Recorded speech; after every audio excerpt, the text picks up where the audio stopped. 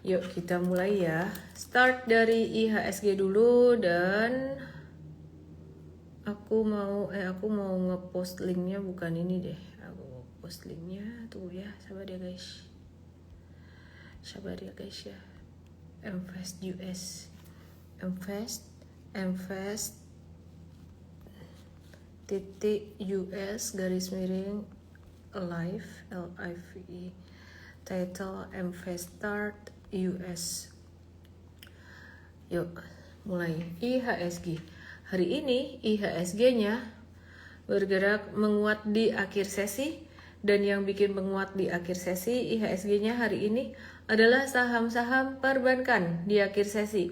Benar-benar di akhir sesi banget, mepet sore banget ya, saham-saham perbankan ditarik karena S&P memberikan rating Indonesia di level BBB tetap dengan outlook stabil. Langsung BMRI naik 4%, terus kemudian BBNI dia naik 3,2%, dan juga mengkonfirmasi pattern V kecilnya. BBRI naik 2,87%. Semuanya cakep chartnya, bagaimana analisisnya nanti saya akan bahas. BBCA naik 0,81%. Kok paling kecil BBCA naiknya? Perhatikan BBCA meskipun hari ini naiknya paling kecil, tapi dalam beberapa hari terakhir itu dia tidak terlalu volatile, jadi nggak terlalu banyak turunnya gitu ya. Jadi justru kalau aku ngelihat dari pattern chartnya ini, malah BBCA sebenarnya udah naik duluan. Dan kita juga melihat bahwa BBCA ini sudah diborong asing pada my last live ya, live streaming. Saya ada bahas bahwa BBCA ini ada diborong asing sekitar 1,2 T pada beberapa hari yang lalu ya, sepanjang bulan Juli gitu. Jadi memang BBCA udah dikumpulin duluan gitu, bukan dia nggak naik sendirian, tapi udah naik duluan gitu ya. Nah terus kemudian hari ini asing masih net sell 412 miliar di pasar reguler, dan saham yang di net sell asing itu BCA 490 miliar. Tapi sekali lagi, meskipun BCA hari ini di net sell, cuman beberapa waktu kemarin udah sempat di net buy duluan gitu. Jadi net buy-nya udah lumayan banyak. Jadi sekarang mungkin ada profit taking kecil. Dan perlu diperhatikan juga bahwa pengumuman S&P itu tadi sentimen positifnya tuh direspon market sore hari. Jadi ada kemungkinan besok market masih akan merespon positif untuk pengumuman S&P ini ya. Jadi tidak jadi menurunkan Indonesia punya outlook gitu. Oke. Terus kemudian hari ini asing juga net sell saham MAPI 159 miliar, Astra International 88 miliar, Timah 28 miliar, Dewa 27 miliar. Pasti pada bertanya-tanya dong, ini kan yang pada dinanti-nanti ya. Badainya berlalu satu. Jadi S&P yang kemarin kemungkinan besar banget bahkan berpotensi menurunkan outlook Indonesia, menyusul Moody's dan juga menyusul Fitch. Ternyata malah si S&P ini dia malah menahan outlook Indonesia di angka stabil. Dan aku sendiri juga surprise, dan aku menganggap ini sebagai salah satu mujizat, salah satu berkat Tuhan, salah satu mujizat di tengah banyaknya ketidakpastian dan di tengah banyaknya pidato, dan ada beberapa statement yang nggak tahu ya, mungkin agak cenderung spontan gitu. Jadi saya sih sangat bersyukur sekali S&P masih mempertahankan outlook Indonesia gitu. Saya menganggap ini sebagai satu berkah, satu mujizat ya. By the way, sebelumnya saya mengucapkan selamat ulang tahun, happy anniversary. Selamat ulang tahun ke-34 untuk Bursa Efek Indonesia. Kasih icon love ya untuk Bursa Efek Indonesia. Selamat ulang tahun. Semoga pasar saham Indonesia jaya. Semoga pasar saham Indonesia bertahan di emerging market, bahkan ke depan bisa jadi bahkan lebih baik lagi, tidak hanya emerging market, semoga bisa maju. Oke ya. Nah, pertanyaannya, kenapa sih S&P, lembaga pemeringkat rating utang ini, mempertahankan Indonesia di outlook BBB, padahal sebelum ada Selat Hormuz ditutup itu Moody's dan Fitch sudah menurunkan outlook Indonesia. Nah, jadi dengan beban Indonesia yang semakin besar waktu itu ketika harga minyak naik, kenapa malah outlook-nya stabil? Nah, menariknya ketika S&P memberikan review outlook terhadap Indonesia, waktu itu gencatan senjata Amerika dan Iran sudah berjalan dan sudah mulai membaik gitu ya. Jadi sudah mulai membaik situasinya. Jadi itu dianggap sebagai satu hal yang positif. Jadi S&P ini melihat kondisi Indonesia itu sedang memburuk, jujur kata. Tapi belum sampai merusak fondasi kredit negara secara permanen. Bersyukurnya itu ya. Nah, kenapa rating triple B-nya masih dipertahankan? Stabil ya, jadi katanya sih ekonomi masih bertumbuh sekitar 5%. Kemudian utang pemerintah itu dianggap relatif moderat dibandingkan dengan banyak negara sekelas gitu. Ya, jadi katanya sih kayak gitu. Terus kemudian defisit APBN itu diperkirakan tetap dijaga di bawah 3% PDB. Jadi mereka percaya waktu mereka datang ke Indonesia dan ngobrol-ngobrol-ngobrol, ya Pak Purbaya bilang akan ngejaga di bawah 3% angka itu defisit APBN terhadap PDB. Dan mereka percaya dan kita bersyukur mereka percaya gitu ya. Meskipun banyak di antara kita sendiri yang sulit percaya, tapi ya percaya saja. Karena S&P percaya gitu ya. Terus pemerintah dinilai masih punya rekam jejak disiplin fiskal. Saya nggak tahu bagaimana mereka menilai ini, tapi saya menganggap ini sebagai satu mujizat gitu aja.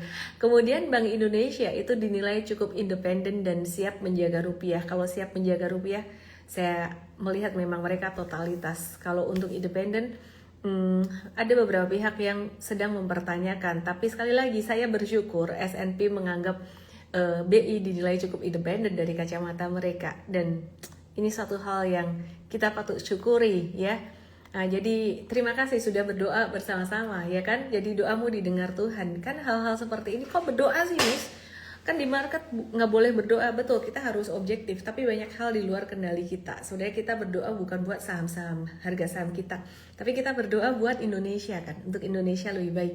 Dan sekarang Indonesia dapat satu kabar positif ya, kita ikut bersyukur lah ya. Meskipun apa yang dinilai buat kita agak-agak susah kita percaya gitu loh, maksudnya wow, oke, unbelievable, oke, cool ya. Terus kemudian kenaikan harga komoditas itu juga berpotensi memperbaiki penerimaan negara dan juga ekspor. Oke, masuk akal. Dan mereka percaya dengan DSI, reformasi sektor sumber daya alam, yang berpotensi mengurangi kebocoran seperti under invoicing dan transfer pricing dikala Fitch atau mungkin lembaga yang lain mempertanyakan eksekusinya atau lembaga yang lain mempertanyakan pelaksanaannya. Tapi S&P percaya, sekali lagi mereka melihat bahwa DSI ini merupakan reformasi sumber daya alam yang memang sebenarnya dampaknya bagus, cuman pada mempertanyakan pelaksanaannya. So, thank God gitu ya. Nah, jadi walaupun rupiah melemah, hari ini rupiah kembali melemah dan biaya impor energi naik, pastinya itu membebani APBN, bunga tinggi dan sentimen investor terganggu gitu ya. Jadi S&P menilai masalah tersebut bisa lebih bersifat sementara daripada struktural gitu ya. Nah, jadi bahasa sederhananya tuh kondisi Indonesia tuh lagi sakit, tapi S&P ngelihat belum melihat penyakitnya tuh jadi penyakit kronis gitu. Kenapa outlook-nya tetap stabil sih? Kenapa nggak diturunin? Karena skenario utama dari S&P, lembaga pemeringkat utang ya, rating utang itu, skenario utamanya tuh adalah kondisi fiskal dan juga eksternal yang akan membaik secara bertahap. Jadi mereka tuh memperkirakan bahwa penerimaan negara bakalan kembali pulih, defisit transaksi berjalan yang melebar itu bisa mengecil lagi. Amazing ya, mereka bisa percaya tuh, aku seneng banget gitu. Meskipun banyak di antara kita sendiri yang ya itu tadi sulit percaya gitu. Terus kemudian rasio pembayaran bunga terhadap pendapatan negara tuh pelan-pelan turun. Terus kemudian perlahan turun kan ya. Kemudian tekanan energi dan rupiah, mereka percaya sekali lagi akan mereda. Jadi tekanan energi dan rupiah akan meledak seiring dengan Amerika dan Iran yang mungkin akan gencatan senjata lagi. Meskipun kabar terbaru Iran nutup lagi tuh Selat Hormuz gitu. Tapi kata stabil di sini bukan berarti kondisi Indonesia itu sedang bagus. Artinya dalam waktu dekat peluang rating turun naik itu dianggap 50-50, seimbang dengan kecenderungan rating yang tetap gitu kan ya. Semoga tetap. Nah, apa sih kekhawatiran utama dari S&P ini? Sebenarnya ada 4 masalah besar yang mereka khawatirkan. Tadi mereka percaya, tapi ada kekhawatirannya. Satu, beban bunga pemerintah tinggi. Jadi rasio pembayaran bunga terhadap pendapatan negara itu diperkirakan masih di angka 15,7% pada 2026. Artinya dari setiap 100 rupiah pendapatan pemerintah, sekitar 15-16 itu habis untuk membayar bunga gitu. Nah, ambang amannya tuh di angka berapa? Sebenarnya nggak ada satu ambang resmi universal, tapi ada patokan, beberapa patokan yang dipakai ya. Kurang dari 10% pendapatan itu ya relatif oke, tapi 10-15 itu mulai berat, ruang fiskalnya udah mulai menyempit. Di atas 15% secara terus menerus maka itu masuk zona risiko tinggi, dan ini sudah mulai masuk di atas 15% gitu ya. Jadi apa yang dinilai 15%? Rasio dari beban bunga, pembayaran bunga terhadap pendapatan negara ya. Jadi kalau bisa angkanya di bawah 15% dah gitu. Di bawah 10% bagus gitu ya. Nah, kalau lebih dari 20% bebannya berat dan juga anggaran pembangunan tuh makin bisa makin terdesak. Kemudian yang kedua, ada posisi eksternal yang melemah, di mana current account diperkirakan tuh defisit sekitar 2,2 dari gross domestic product pada 2026 karena impor energi tuh naik dan neraca perdagangan tuh juga melemah gitu. Nah, sekarang pertanyaannya, current account defisit patokannya dianggap nyaman, aman itu di angka berapa? Di angka 0-2% dari PDB itu dianggap relatif sehat atau relatif aman gitu.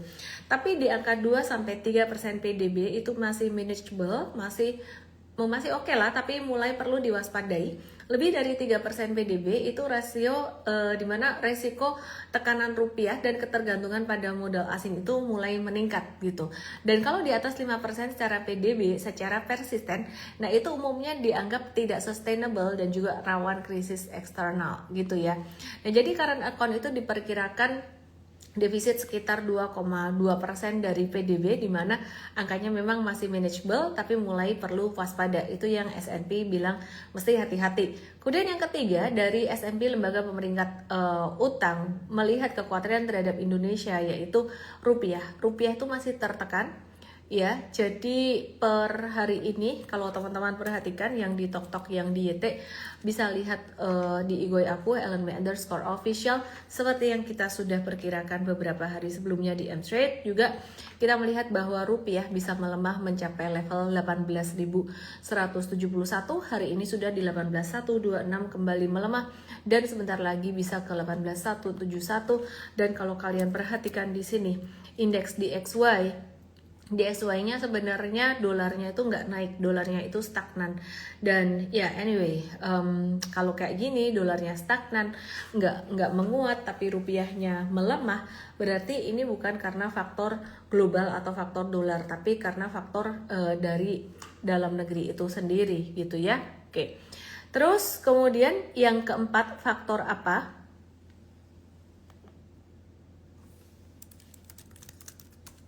Oke, jadi yang keempat, sebentar ya, ini ada yang lapor ke saya, penipuan mengatasnamakan saya.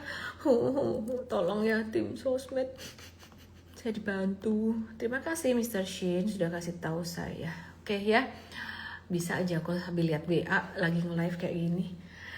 Oke, yang keempat, ketidakpastian kebijakan itu juga dipantau sama S&P. Jadi lembaga pemeringkat utang S&P tidak menurunkan outlook Indonesia, tetap stabil, tapi mereka mencermati beban bunga pemerintah tinggi, sudah hampir melewati ambang nyaman dan aman di 15% terhadap pendapatan negara. Yang kedua, current account defisit ya di angka yang perlu diwaspadai. Yang ketiga, rupiah masih tertekan dan kita ngelihat trennya juga masih bakalan melemah dalam beberapa hari ke depan. Dan kemudian Yang keempat, ketidakpastian kebijakan.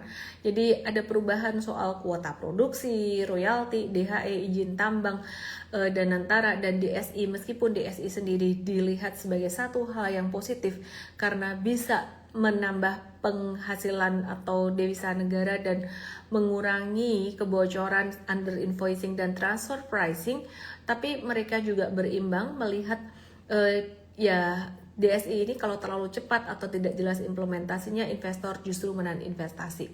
Jadi kritik utama dari S&P itu bukan soal besarnya utang, tapi soal kualitas penerimaan negara, beban utang, stabilitas rupiah, dan juga lebih ke kepastian regulasi seperti yang kita udah setiap hari sering banget ngomong gitu kan ya. Jadi di bulan Juli ini kan kemarin teman-teman perhatikan ada banyak jadwal pidato pada menunggu jangan-jangan nanti ada kebijakan baru pada saat pidato. Jadi so far so good. So far nggak ada yang perubahan yang gimana-gimana, jadi market juga merespon ya adem-adem aja gitu. Oke, terus dampaknya ke market gimana?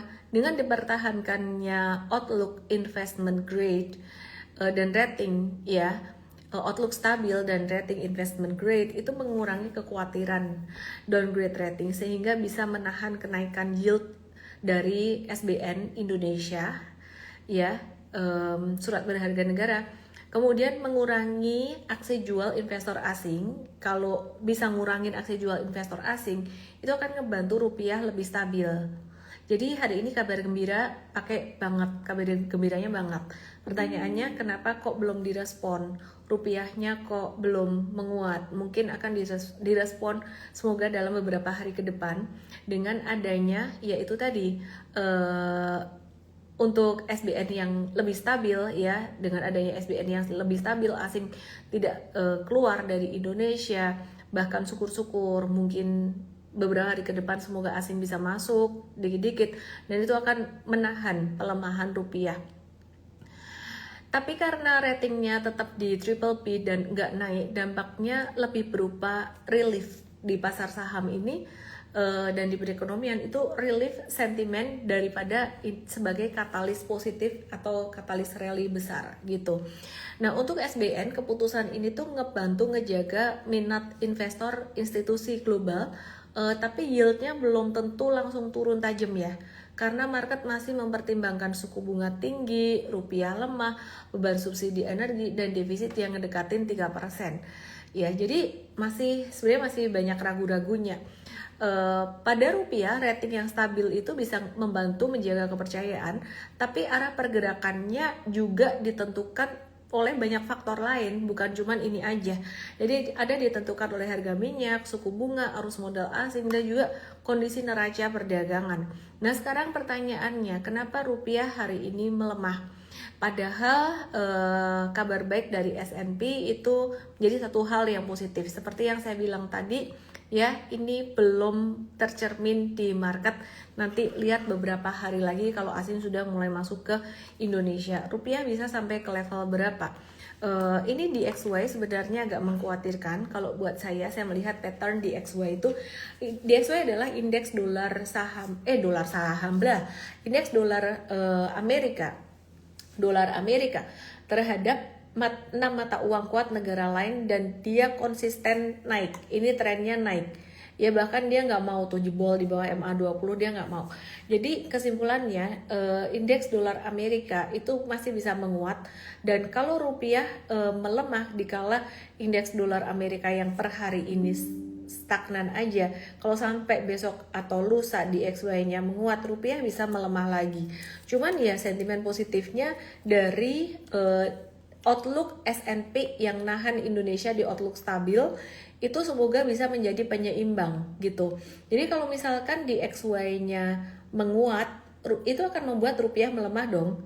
Harusnya jebol misalkan 18.200, tapi semoga dengan kabar baik dari S&P ini bisa menahan dan mungkin tidak akan yang sampai menguat sampai nggak akan sampai 17.500 atau 17.700, enggak, tapi setidaknya dia bisa ketahan, semoga bisa ketahan di level 18.000 ya, di 17.900 atau 18 ribuan.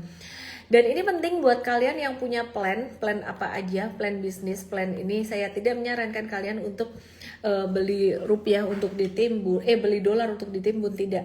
Tapi kalau kalian mau beli untuk urusan bisnis, untuk urusan ini, ya mungkin bisa ditunggu beberapa hari lagi, semoga ada retracement terkait dengan sentimen positif dari S&P ini. Bagaimana dengan mata uang kuat, mata uang negara lainnya terhadap Indonesia? Yuk kita lihat Australian dollar. So I thank God anak saya sekolah di Australia, terus kan AUD naik gitu ya, terus dia tahu-tahu bilang, "Ma, aku dapat scholarship." Nggak full sih, diskon 20%, langsung mamanya ngitung tuh. 12 sempat beli 12 berapa itu? Oke, diskon 20% jadi berapa? 10 ribuan sekian. Oh, oke. Ya, puji Tuhan, syukur alhamdulillah. Itu pesannya, nak, belajar yang rajin ya biar dapat beasiswanya lebih banyak. Oke, jadi ini Indonesia melemah lagi terhadap mata uang negara lain. Kemudian Sing dollar juga. Nah, ini udah mau 14.000 lagi, sebentar lagi ini 14.000 lagi gitu. Jadi apa yang membuat rupiah melemah? Faktornya masih sama kok, masih sama faktornya. Jadi kekhawatiran terhadap risiko dari ekonomi Indonesia kira-kira seperti itu. Cuman salah satu yang membuat kekhawatiran itu kan ya itu tadi penilaian dari S&P, cuman udah oke. Badainya masih ada apa lagi? Satu badai terlampaui, tapi masih ada satu badai lagi guys. Satu badai lagi apa yang kita lagi tunggu-tunggu, yaitu MSCI di bulan November nanti apakah akan mempertahankan Indonesia di emerging market atau akan menurunkan Indonesia di frontier market gitu kan ya. Dimana yang menarik, S&P DJI itu kemarin sempat me-warning Indonesia akan turun ke frontier market, tapi di sisi yang sama si S&P DJI ini mau naikin Nigeria, bursa saham Nigeria, yang dia mau naikin bursa saham Nigeria ke level frontier. Jadi sebelumnya sempat di frontier 2024 diturunin ke standalone market karena masalah likuiditas falas dan sulitnya investor asing merepatriasi dana. Tapi sekarang Juli 2026 dia dinaikin lagi ke frontier gitu ya. Terus kemudian bursa saham Nigeria ini dia naik jadi yang terbaik di dunia. Jadi aku cuma mau ngasih sedikit insight juga, kalau pasar saham Indonesia sampai turun ke market frontier itu belum tentu dia nggak bisa naik kok gitu loh. Jadi kalau kamu masih berharap naik tuh ya masih bisa gitu. Cuman mungkin kalau sampai ke frontier, pas turun ke frontiernya itu turun dulu jegrek gitu kan, turun dulu, terus kemudian rupiah bisa melemah. Oke, sekarang berapa persen kemungkinannya Indonesia turun ke market frontier? Kemungkinannya kecil. Jadi meskipun saya bilang kemungkinannya kecil sekali, tapi sebaiknya teman-teman tetap juga masih waspada dan berhati-hati. Jadi dua badai yang kita hadapi, kita sangat menanti-nanti S&P outlook, dan puji Tuhan, syukur alhamdulillah tetap di level stabil, dan aku bilang tuh mujizat sebenarnya. Mereka bisa percaya ini oke, very good, oke, kita senang. Terus kemudian badai yang kedua yang kita tunggu-tunggu dari MSCI sama S&P DJI. Jadi semoga Indonesia nggak diturunin di market frontier. Perkiraanku tetap di emerging market. Tapi disclaimer juga ya, siapalah saya ini bisa menentukan Indonesia di market apa gitu. Kenapa saya percaya Indonesia, merasa Indonesia masih tetap di emerging market? Karena sebenarnya ya Indonesia sudah berbenah sih. Lagi dilihat konsistensinya aja. Nah, kalau mereka tidak menurunkan Indonesia kemarin di pasar frontier, harusnya kalau Indonesia konsisten menjalankan terus seperti ini, di November mestinya nggak akan diturunkan juga. Oke ya. Nah, jadi pertanyaan besarnya, kalian kan pasti terus langsung bertanya-tanya ya, apakah saat ini waktunya yang tepat untuk beli saham, terutama saham-saham big banks. Nah, jadi kalau kalian tanya in terms of investasi jangka panjang, buat aku saham-saham big banks valuasinya tuh murah sekali, dan juga BBCA terutama nomor 1 itu masih di standar deviasi -3. Jadi kalau kalian berpikir untuk investasi jangka panjang, sebenarnya ini masih momen yang menurut aku momen yang timingnya oke. yang bagus banget gitu. Terus mungkin kalian berpikir kalau sampai turun ke market frontier emang BBCA bisa naik? Bisa guys. Terus kalau BBCA nggak naik berarti ya gimana ya, asing nggak percaya sama pasar saham Indonesia, mungkin bisa dibilang seperti itu. Bagaimana dengan saham-saham big banks yang lainnya seperti BRI, BNI, BMRI hari ini juga naik dan secara chart itu menarik sebenarnya. Sekali lagi aku ingin menjelaskan dulu BBCA ini hari ini dia nggak breakout sendiri dan malah net sell sendiri. Karena aku melihat dia sebenarnya akumulasinya sejak awal Juli kemarin itu sudah cukup besar. Oke, BCA kenapa dia nggak breakout sendiri? BCA nggak breakout sendiri karena udah diakumulasi beberapa hari dari awal Juli 1,2 T atau berapalah itu. Jadi hari ini dia net sell ya normal aja gitu. Oke ya, yang jelas sekarang hari ini sentimen S&P itu jadi positif. Cuman badai belum berlalu, aku repeat sejenak gitu ya. Jadi badai belum berlalu semuanya gara-gara apa? Gara-gara masih nunggu keputusan dari MSCI mau nurunin Indonesia ke frontier enggak. Tapi kemungkinannya kecil. Jadi pertanyaannya apakah sekarang waktunya beli saham big banks? Aku jawab aja, satu, BCA dari kemarin-kemarin juga BCA udah di standar deviasi -3 ya. Jadi BCA di standar deviasi -3 itu berarti masih murah, sampai hari ini juga masih murah say, masih murah. Terus kemudian BRI itu juga masih murah, dia standar deviasi -2 gitu. Terus BMRI bagaimana? Masih murah juga tapi tidak semurah BBCA dan BBRI. Kemudian BBNI itu juga masih murah, tidak semurah BBCA dan BBNI gitu. Jadi kalau kamu mau investasi jangka panjang, pilihannya satu dari tiga ini, mungkin dua, yang satu swasta, yang satu punya government, ya punya government. BMRI menurut aku sih sebenarnya menarik meskipun valuasinya secara historical, kita pakai historical valuation band itu koreksinya tidak sebesar BRI gitu ya. Jadi kita tidak membandingkan angka per angka PBV dibandingkan PBV karena PBV BCA however masih akan tetap lebih besar daripada yang lain. Oke ya? Oke ya, udah ngerti ya? Mau demak mah, oke ngerti. Oke, terus kemudian sekarang saya mau ngomong saham nikel, udah. Oke ya, kayak remblong, oke. Hilang 3.000 viewer gara-gara anak nelpon, udah cukup, sisiran dulu. Nggak apa-apa. Selalu setia berapapun viewernya. Oke, ya pemerintah lagi menyesuaikan RKAB nikel buat smelter, oke ya. Jadi pemerintah mempertahankan. Nah, ini kebijakan di sektor komoditas, ganti-ganti terus gitu ya. Jadi pemerintah mempertahankan target produksi nikel. Halo, kamu tuh komennya. Oke, mode emak-emak. Pemerintah tuh lagi mempertahankan, nggak bisa serius kan, target produksi biji nikel di 2026 tuh di kisaran 260 sampai 270 juta ton gitu loh. Oke, sebentar, aku bikin link dulu biar nggak mode emak-emak galak. invest.id/live.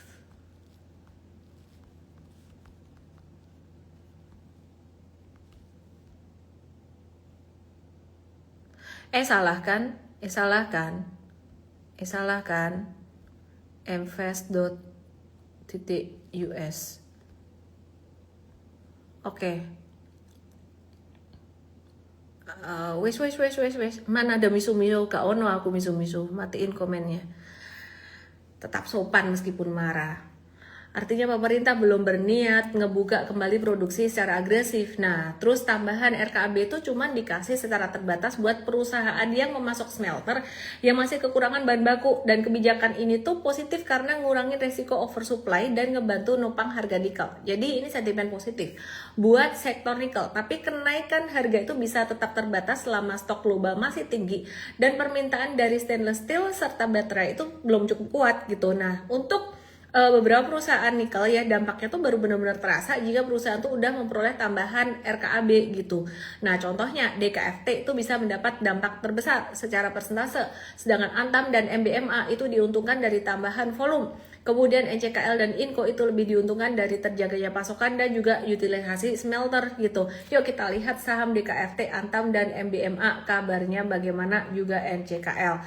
Disclaimer teman-teman, market di Indonesia sudah agak membaik dengan sentimen positif dari S&P yang tidak menurunkan outlook Indonesia, tapi kita masih tetap menanti keputusan dari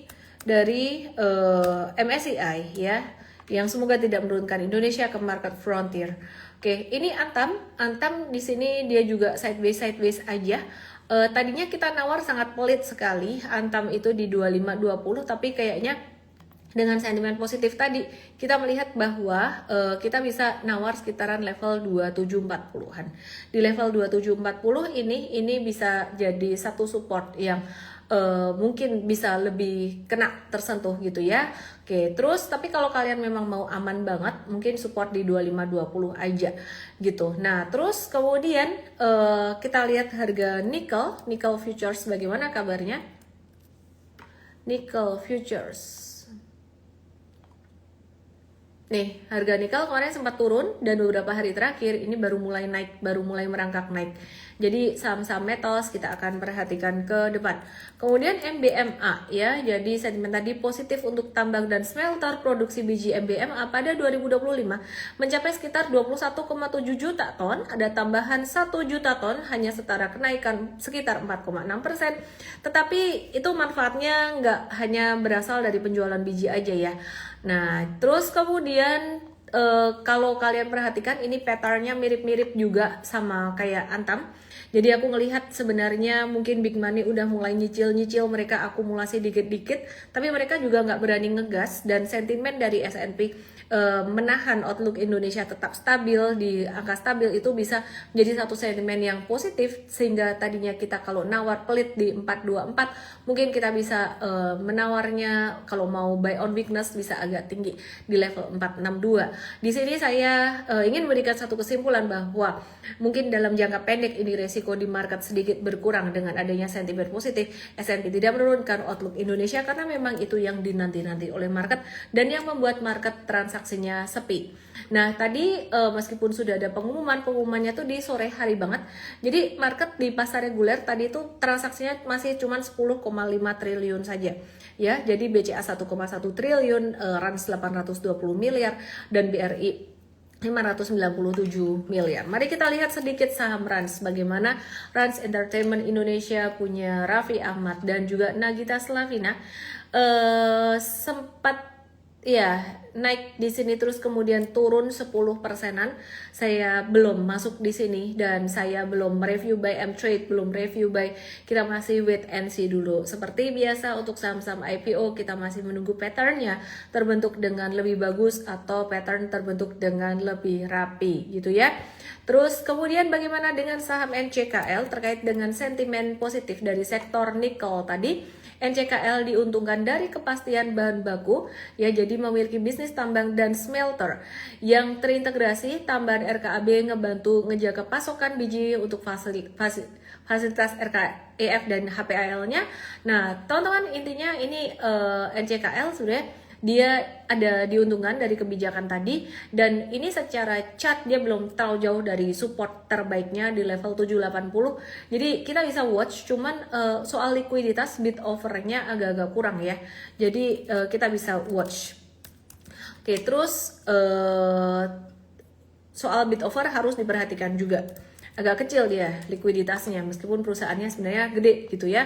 Terus kemudian Inco ini dia tambahan RKAB itu lebih penting untuk menjaga kelangsungan operasi tambang dan smelter di Sorowako. Bisa mengurangi risiko gangguan operasi. Nah, seperti halnya Antam dan MBMA, dia udah naik agak nanggung nih.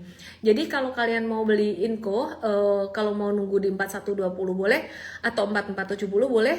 Apakah saham-saham ini a good recommendation? 4 saham ini menurut aku masih belum ada tanda-tanda yang signifikan untuk menjadi positif gimana. Oke, ketidakpastian kebijakan muncul dari sentimen lain, dari kebijakan lain. Salah satunya adalah Kopdes Merah Putih yang katanya bisa mengelola sumur minyak dan menyalurkan seluruh barang subsidi. Jadi pemerintah berencana membuka peluang bagi Kopdes Merah Putih atau KDMP buat ngelola sektor industri seperti sumur minyak rakyat, idle well, terus tambang mineral, pabrik pengolahan CPO, dan pembangkit listrik tenaga surya. Pas aku dengar ini aku juga bingung. Jadi kalian jangan tanya aku ini apa, aku bingung gitu. Cuman ada kaitannya lagi dengan sektor komoditas ya, komoditas CPO dan pastinya juga Kalau kalian nanya diuntungkan nggak sektor CPO, ya pastinya diuntungkan ya. Cuman kan pikiran kita bukan cuman harga saham kita doang ya, gitu ya. Jadi syarat koperasi yang boleh mengelola sumur minyak tuh harus koperasi yang ditunjuk oleh pemerintah, berdomisili di daerah lokasi sumur, punya legalitas lengkap, dan memenuhi persyaratan teknis dan mendapat persetujuan dari Pak Menteri Little Boluketan. Oke ya, mohon maaf Pak Menteri Bahlil Lahadalia Kakanda. Oke ya, oke. Mas Bahlil ganteng, oke ya. Jadi semua minyak wajib dijual ke kontraktor pengelola wilayah kerja migas. Dan ya, persepsi market bakalan gimana? Dalam jangka pendek bakalan netral karena baru berupa perluasan izin dan beberapa proyek awal. Terus market itu masih nunggu bukti sebenarnya koperasi mana sih yang sebenarnya benar-benar beroperasi optimal dan siapa partner bisnisnya, nilai investasinya dan operasionalnya menghasilkan laba nggak, terus potensi positif ke perusahaan penunjang seperti Elsa, UNTR, Petro, Duit, PGEO, Toba, Brand, PLTS, Ali, Elsip, GSNG, TAP, GS, IMP. By the way hari ini saham-saham dari sektor ini ya, Toba, terus kemudian Renewables Energy, terus kemudian tadi ada MHKI juga aktif, tapi kita nggak buy dulu karena kita lagi masih wait and see dengan kondisi seperti ini tadi gitu.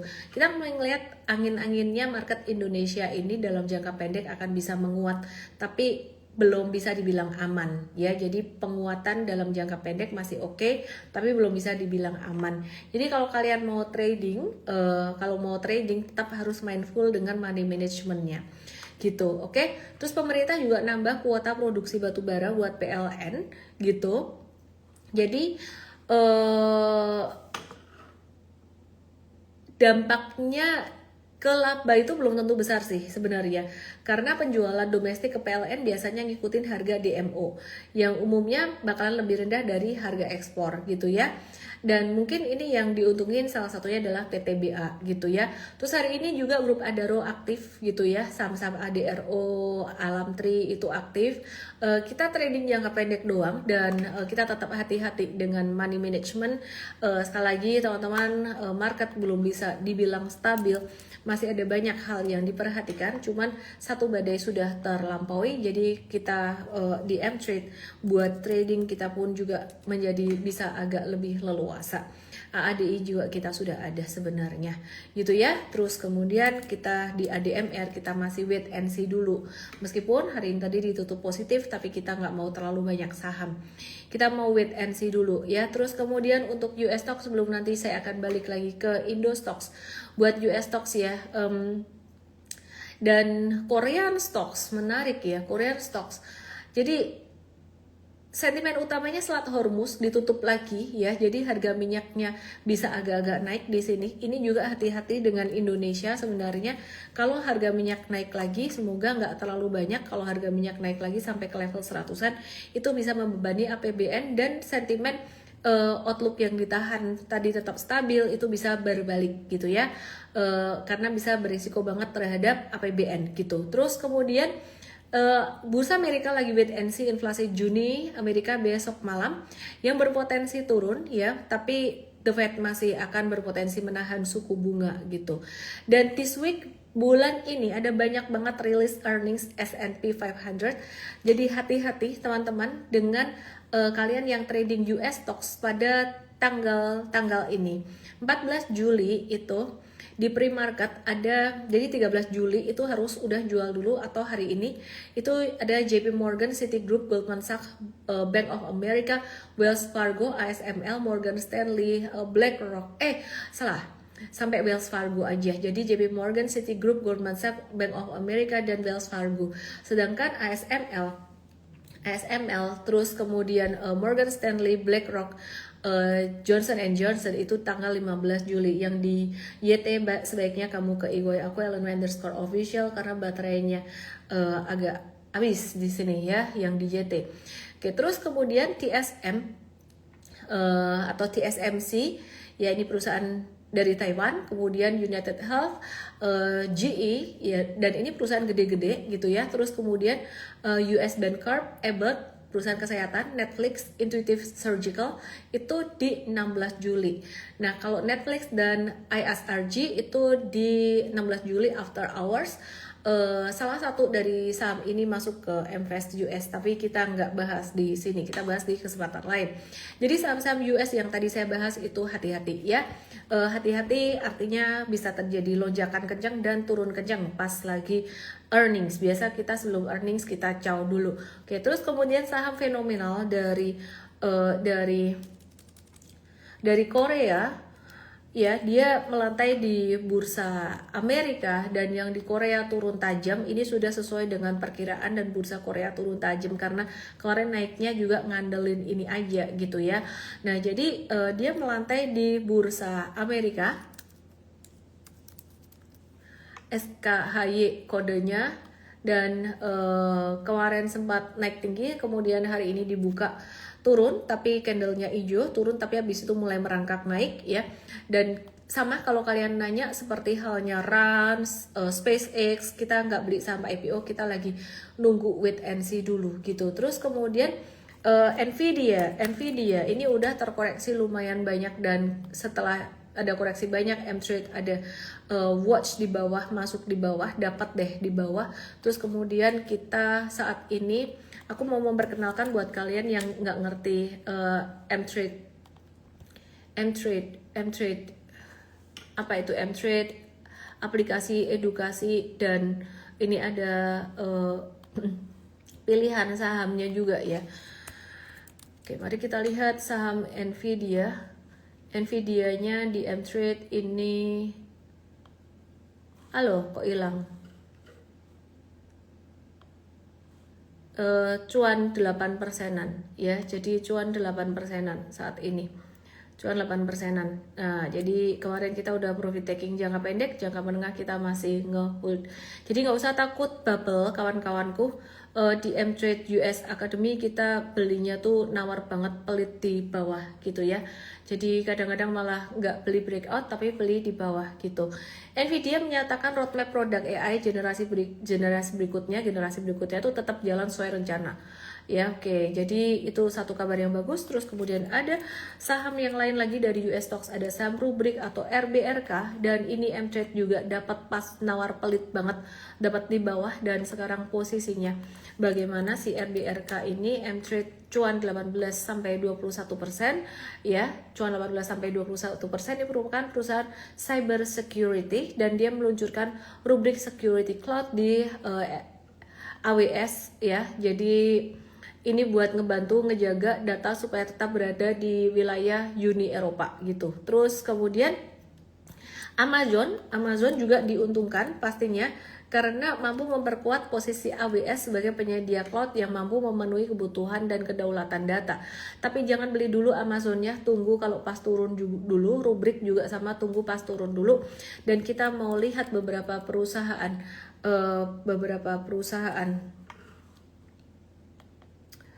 di Amerika ya, seperti Merck ya, ini kita nawar pelit, dapat kemarin, hari ini juga dapat ya, nawar pelit Merck, jadi jangan kejar di atas.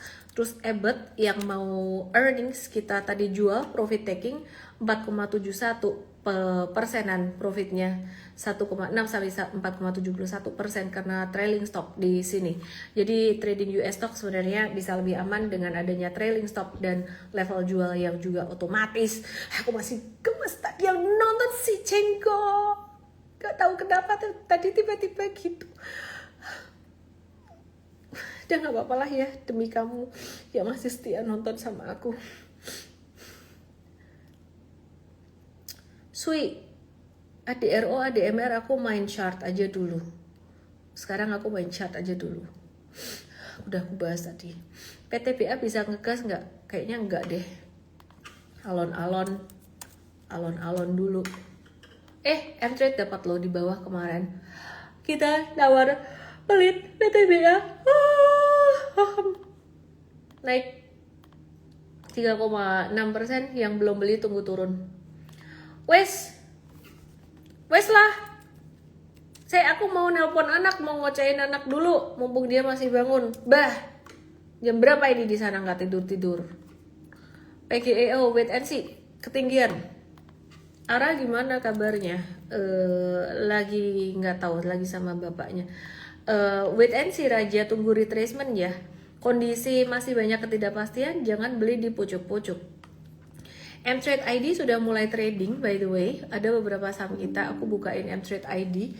Jadi aku objektif juga guys, aku nggak kayak US melulu gitu. Kalau ID-nya udah mulai oke, Indonesia udah mulai oke, ya udah kita ada Mtrade ID juga nih. Mtrade ID ada beberapa saham sudah mulai ijo-ijo, ada Robumi, HMSP ijo, ya terus LSIP juga ijo-ijo, tapi ijonya belum tebel gitu. Jadi ya, anyway, TPA bagaimana? Di Amerika sekarang lagi expect apa? Lagi seneng dapat bisa buy on retracement saham-saham sektor kesehatan, dan lagi hati-hati dengan earnings. Tadi ada beberapa perusahaan yang udah dekat earnings, jadi kita harus hati-hati. Terus Bitcoin sekarang belum waktunya buy, tapi kayaknya kita udah mulai ancang-ancang buat memperhatikan itu. Yang tersisa audiens setia, iya seperti kamu Pak Juki, seperti kamu, iya, setia. Jadi anakku membantuku memfilter audiens setia. Oracle disupport banget. Kalau mau sih spekulatif buy on weakness ini. Indostock boleh pasang watch kayak US stock nggak? Takut aku pasang watchlist di Indostock, ntar dipentungin sama bandar. Ketahuan, terlalu likuiditasnya kecil. Kalau di US stock siapa yang mau mentungin kita? Siapa juga bandar yang peduli sama kita? Terlalu besar lautannya. Moderna, yuk lihat Moderna. Oh Moderna, retrace dia, retrace banget. Kita nawar pelit banget, ya ampun. Ini aku kepengen naikin sih, asli, serius. Tapi semoga bisa dapat. Nawarnya pelit banget, asli parah. Oke ya. Terus sementara itu kalian nanya apa lagi sih ini? Siapa bandarnya? Borak ngerti. Nggak kenal. AMD Ho Susien, halo.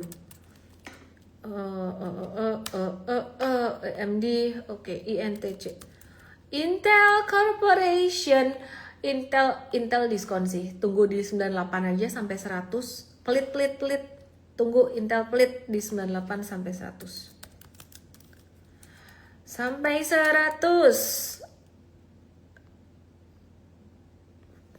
PNG, TPIA rame banget ditanyain, ku jawab deh. Ya bisa naik, tapi spekulatif. Kalau naik sih aku saranin buat ngurangin yang nyangkut-nyangkut aja kalian. Miss Coco gimana? Coco yang mana nih? Coco yang Nasdaq atau yang Indonesia? Aku harap kau tanya Coco yang Nasdaq ya. Agak ketinggian dekat resisten sini, hati-hati, jangan langsung beli ya. Hati-hati ya. Oke. Meli, guguguk. Loh, Heli ya, Meli. Mercado Libre, ketinggian saya tunggu di 1730. Bursa Amerika butuh modal $1,730. Tidak, kamu bisa beli fraction. Bopian, apa kui? Kak ala Tuhan, B50 efek pertambangan fundamental. Ke sektor CPO kita udah buy beberapa hari kemarin, tapi naiknya juga nggak ngegas say. Kita lihat besok ya. Ini sentimen S&P kayaknya belum terlalu direspon sama market. Sore ini baru kelihatan di saham big banks. Bahas gold, miss and outlooknya. Mas XAU lagi sideways aja. Kita masih ngumpulin ETF gold. Jangan lupa ya, Sabtu nanti jam 1 tuh ada acara MFest US Academy. Kemarin udah sih sebenarnya ngebahas portfolio hybrid US kita yang pertama. Buat kamu-kamu yang kelewat, aku kasih tahu cara nonton recordingnya gimana. Oke, buat kamu-kamu yang kelewat, nih penting banget buat kalian yang ikut MFest US Academy. Kita udah ada portfolio hybrid US stock untuk investing. Yang Indonesia juga udah ada. Nah, ini MFest US Academy di tab di sini, Terus kemudian ini baru ya, by the way. Terus kamu lihat di sini di e-course-nya. E-course 1, 2, 3 muter. CPO B50 udah tak bahas kemarin, sahamnya udah naik. Jadi aku nggak bahas lagi hari ini gitu. Jadi perhatikan di sini. Ini ada portfolio hybrid 1. Baca baik-baik, dengerin baik-baik di sini ya. Itu ada sekitar beberapa saham dan 1 ETF. Itu aja teman-teman, terima kasih yang sudah setia nonton live aku. Jangan lupa ikut MV Start US, tap tombol di sini. Komenku gak kebaca ya? Oh, kebaca nih. Halo. Miss fundamental dong, ADRU ADMR. Aku lagi moodnya chart aja malam hari ini. Oke? Selamat malam semuanya. Jangan lupa belajar di MV Start ya, MV Start US. Sebentar lagi kita akan MV Start ID juga, MV Start ID. Langsung aja di tap tombol merah ini atau DM saya Start US. Dadah, selamat malam. Mohon maaf ya kalau saya kadang-kadang random. Ya lucu-lucuan aja. Di dunia nyata nggak begitu kok. Di dunia nyata saya halus, lemah lembut. Yeay. Bye. SpaceX, wait and see dulu. Dadah.